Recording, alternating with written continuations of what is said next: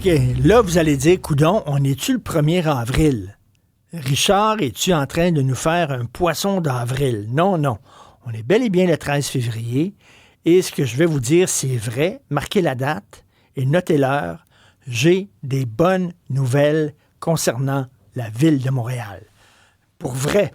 Alors, moi, je trouve que c'est un projet intéressant. La ville de Montréal a annoncé la création du laboratoire Centre-Ville. Dans l'arrondissement Ville-Marie, il va y avoir une zone qui est délimitée entre Saint-Laurent, Guy, la rue Sherbrooke, puis de la commune. Il n'y aura aucun cône orange dans cette zone-là. On va voir si les automobilistes peuvent rouler sans frapper des cols bleus, même s'il n'y a pas de cône orange. Hein. C'est comme un projet pilote. Mais surtout, on va expérimenter avec l'intelligence artificielle pour mieux coordonner le trafic et la gestion des chantiers. Remerciements à Jean 23 pour faveur obtenue. On en parle avec M. Alexandre Theodorescu, conseiller à la Ville de Montréal en matière d'intelligence artificielle, d'innovation et de performance organisationnelle. M. Theodorescu, bonjour. Bonjour, M. Martineau.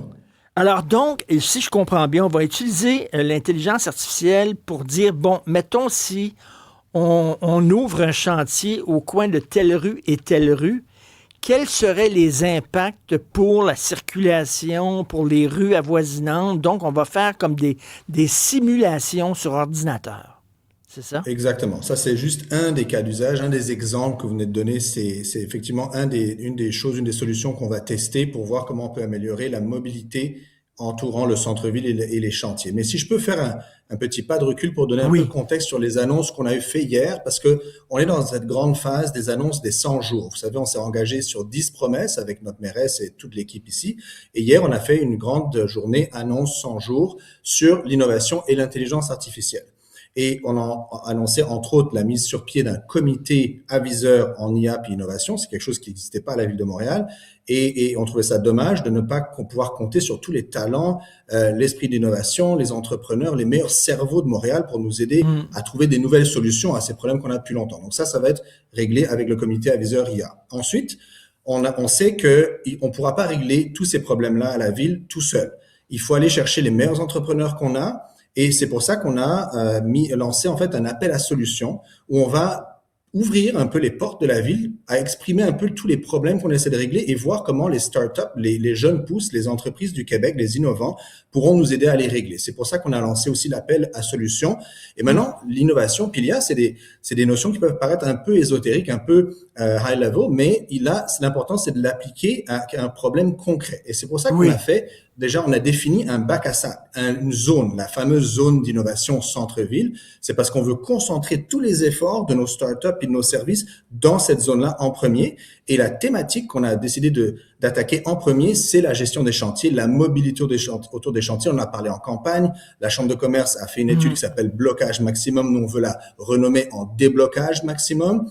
Et on va utiliser nos startups, nos fondateurs, nos scientifiques avec l'intelligence artificielle qui a, pour une grande part, été fabriquée à Montréal pour régler ces problèmes-là dans la zone du centre-ville, dans la thématique de la gestion des chantiers efficaces. Écoutez, je trouve vraiment que c'est une bonne nouvelle. On verra, par exemple, là, c'est en théorie, on verra comment c'est en pratique, mais bon, donnons la chance aux coureurs et je préfère voir le verre à demi plein qu'à demi vide. Je trouve très bien de demander à des startups, des gens de Montréal, des gens du Québec, est-ce que vous pouvez nous aider avec les nouvelles technologies à essayer de régler ces problèmes-là? Parce que avant, on avait l'impression qu'on ouvrait des chantiers comme ça, sans vraiment étudier l'impact que ça peut avoir. Vous savez, de détourner, par exemple, des autos qui sont habitués d'emprunter des grandes artères, puis de les détourner dans des petites rues étroites, dans des quartiers résidentiels. Ça peut être dangereux. Ça marche pas, là. Non, mais ça prend pas des scientifiques experts en IA pour nous dire que ça marche pas. On le vit, on le voit comme citoyen. Je veux dire, ça n'a pas de sens. Des fois, on se retrouve comme des rats dans un labyrinthe sans queue ni tête. Ça n'a pas de sens. Et donc, l'intelligence artificielle a ça de bien qu'elle est capable de garder en mémoire dans son cerveau des problèmes complexes comme ça. Et quand vous donnez l'exemple d'une rue qu'on ferme dans un endroit puis que ça crée des remous à l'autre bout de la ville, l'intelligence artificielle doit être capable de nous aider à prendre des décisions. Ça va pas remplacer les humains, c'est toujours les humains qui prennent des décisions, mais avec une tour de contrôle, une plateforme qui est powered par l'IA, là, on est capable de prendre des meilleures décisions. Et juste pour donner une idée de la complexité, vous savez qu'on a 50 000 permis de demande de permis pour les entraves du domaine public par année à Ville-Marie. 50 000. C'est impossible pour qu'un humain ou une équipe soit capable de comprendre c'est quoi les ramifications de ça. Ben, en ayant l'intelligence artificielle qui nous aide à faire à départager, là, on va être capable de prendre les meilleures décisions. Et une autre chose qu'on a annoncée aussi hier, Madame la mairesse a parlé du jumeau numérique. Ça, c'est peut-être intéressant à comprendre, c'est peut-être un peu bizarre, mais c'est une simulation en 3 dimensions de notre ville. Okay? C'est comme un genre de jeu vidéo, mais au lieu de se promener dans un univers un peu cyberpunk, disons, on se promène dans les vraies rues de Montréal, on voit nos vraies intersections, et là, ce qui est beau, c'est qu'on peut faire plein de scénarios bizarres. Donc, qu'est-ce qui se passe si on ferme Peel? Mais ce qui se passe si on ferme Peel en même temps que René-Lévesque? Imaginez, il y a une game des Canadiens. Il y a plein de gens qui sortent. Ah, le REM fonctionne plus. Les gens marchent où? Il y a plus de vélos qui viennent là parce qu'il fait beau ou moins. Donc, vous savez, il faut qu'on ait un bac à sable où on peut tester plein de scénarios et le jumeau numérique avec l'IA. L'idée, c'est de nous permettre de faire ce genre d'évaluation. Est-ce que éventuellement, je ne sais pas si ça relève de la ville, mais les feux de circulation, des fois, on dirait qu'ils sont mal coordonnés. Hein?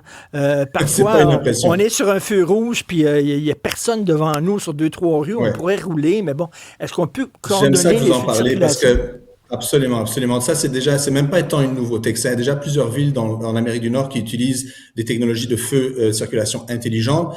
Même à Québec, et moi, ça me fait toujours un petit pincement là de voir que Québec est en avance sur pas mal de dossiers en innovation. Ils ont travaillé avec Google dans le projet Greenlight pour juste analyser les flux de circulation et ils ont fait des recommandations Google à Québec pour dire si vous changez vos cycles de feu de telle façon, vous allez permettre aux automobilistes de sauver 20% du temps qu'ils attendent à rien faire devant un feu rouge.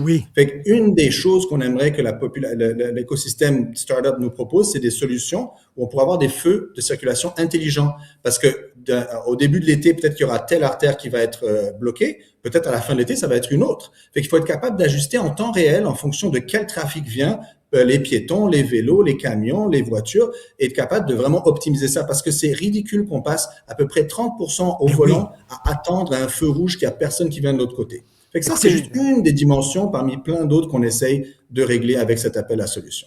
Tout ce que vous dites, c'est de la musique à mes oreilles. Autre chose, la zone où il n'y aura pas de cône orange, je comprends, là, puis tout le monde le sait à Montréal, il y a trop de cônes orange. Cela dit, les cônes oranges, ça joue quand même un certain rôle. Là. Ça délimite le chantier pour s'assurer que les automobilistes ne tombent pas dans un trou, ne frappent pas un col bleu. Donc, ça va fonctionner comment, c'est un chantier sans cône orange? Non, je vous le dis. Alors, ce qu'il faut vraiment comprendre à vos auditeurs, c'est qu'il n'y aura pas moins de travaux. Le travail doit être fait sur nos infrastructures, sur nos routes et ainsi de suite. Donc, l'idée, c'est de savoir, on est coincé avec ce niveau de travaux pour toutes sortes de raisons historiques, on va pas revenir là-dessus, mais maintenant qu'on est coincé là, comment on peut faire pour rendre les travaux plus efficaces, minimiser l'impact sur la mobilité et rendre aussi la qualité de vie la moins impactée possible, le moins longtemps possible. Et quand on parle de cônes orange, c'est un peu le symbole qu'on trouve vraiment déplorable. À la ville, on en rit, mais on rit jaune ou orange. Hein? Et on aimerait changer ça. C'est pas normal que ça soit le symbole de Montréal. Et quand on vient bien le temps de la gestion des chantiers, il y a plusieurs dimensions. La qualité, la vitesse, le coût, mais la beauté, hein, comment ça a un impact. C'est pas normal qu'on soit au même chapitre par rapport à l'habillage dans le centre-ville de Montréal, touristique, économique, et ainsi de suite, que sur la 20 qui s'approche de Québec. Donc ça, c'est le genre de discussion qu'on a avec Québec pour dire comment on peut adapter le tome 5 pour notre milieu bâti et tester des nouvelles approches d'habillage. En Europe, ils ont différentes façons de le faire. À Ottawa, ils ont aussi d'autres façons de le faire. C'est pas des gros cônes orange. Et donc, on veut pouvoir tester ça dans le cœur de notre centre-ville pour trouver la meilleure combinaison pour nos marchands, pour nos touristes, ainsi de suite. Écoutez, je ne veux pas faire de la partisanerie, mais je sens qu'il y a vraiment un changement avec cette administration-là. On verra à ce que ça donne. Je parlais hier à un citoyen dans Milton Park, ils ont des problèmes avec l'itinérance, la violence, l'incivilité.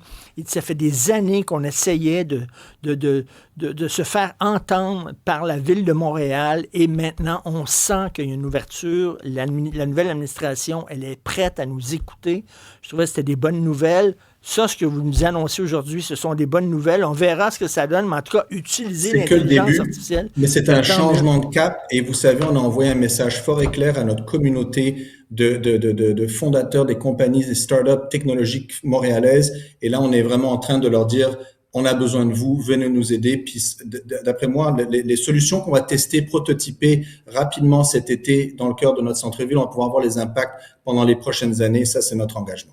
Bon, on va s'en reparler certainement. On va suivre ça avec vous, M. Alexandre Theodorescu. Vous avez toute une mission sur les épaules. Vous savez que les Montréalais s'attendent à des gros changements. Conseiller à la Ville de Montréal en matière d'intelligence artificielle, d'innovation et de performance organisationnelle. Bon week-end. Merci.